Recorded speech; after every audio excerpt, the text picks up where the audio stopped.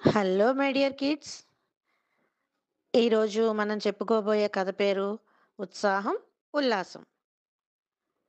అనగనగా మహేంద్రవర్మ అని ఒక రాజుగారు ఉండేవారు.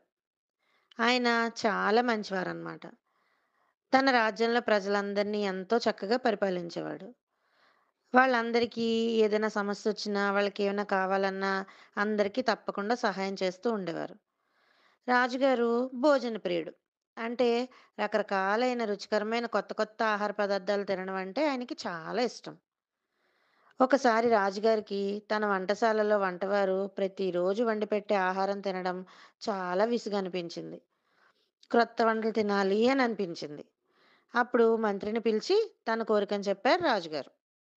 మంత్రి పక్క రాజ్యం నుంచి కొత్త పనివారిని తీసుకొచ్చి వారితో కొత్త కొత్త రకాలైన వంటలను తయారు చేయించి రాజుగారికి తినడానికి ఇవ్వడం జరిగింది. రాజుగారు అవి తిని చాలా సంతోషించారు. రోజు ఆ వంటవాళ్ళు తమకు వచ్చిన రకరకాలైన వంటలను చేసి రాజుకు పెట్టేవారు. రాజుగారు అవి తిని ఆనందిస్తూ ఉండేవారు. చాలా కొద్ది రోజులకే వారి వంటలు కూడా రాజుగారికి విసుగు కలిగాయి. మళ్ళీ కొత్త వంటలు కావాలని మంత్రిని అడిగారు. మరలా మంత్రి వేరొక రాజ్యం నుంచి పనివాళ్ళని తీసుకొచ్చి వంటలు చేయించాడు. అయి కూడా కొద్ది కాలానికి రాజుగారికి రుచించలేదు. ఇలా చాలా రాజ్యాల నుంచి కొత్త వంట వాళ్ళని తీసుకురావడము, వంటలు చేయించడం. అవి తిన్న రాజుగారికి తక్కువ సమయంలోనే విసుగు కలగడం. అలా జరుగుతూ ఉండేది. రాజుగారికి ఈ ఆహార పదార్థాలు నచ్చక సరిగ్గా భోజనం తినడమే మానేశారు. ఆయనకి సరిగ్గా ఆకలి కూడా వేసేది కాదనమాట.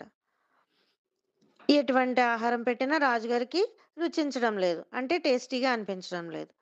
అప్పుడు మంత్రి వైద్యులను తీసుకొచ్చి రాజుగారి ఆకలి తీరడానికి మార్గం చెప్పమని అడిగాడు. వైద్యుడంటే ఎవరు? డాక్టర్.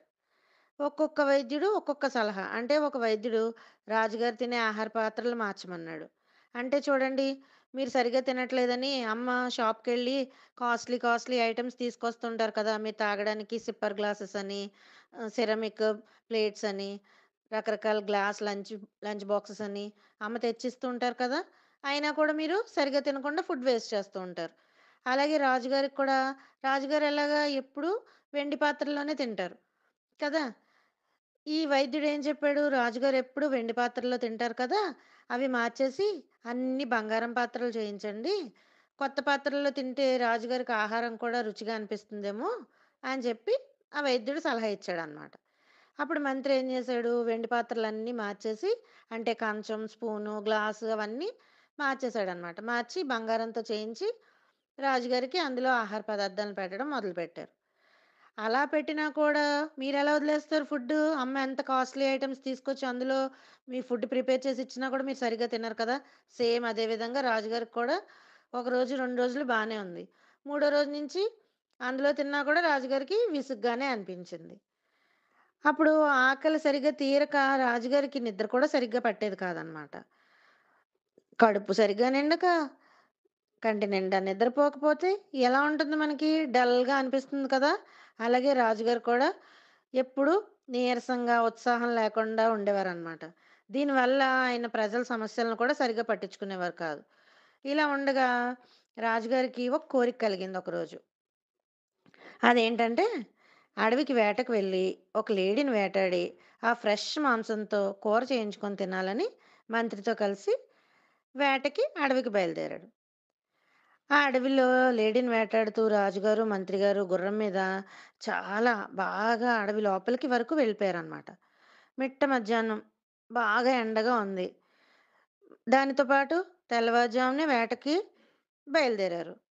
అందువల్ల ఇద్దరికీ చాలా దాహంగా, ఆకలిగా ఉంది. అక్కడ తినడానికి ఏమైనా దొరుకుతాయేమో అని ఇద్దరు చూస్తున్నారు. అక్కడ కొంతమంది కోయవాళ్ళు అంటే అడవిని ఆధారంగా చేసుకొని బ్రతికేవాళ్ళనమాట.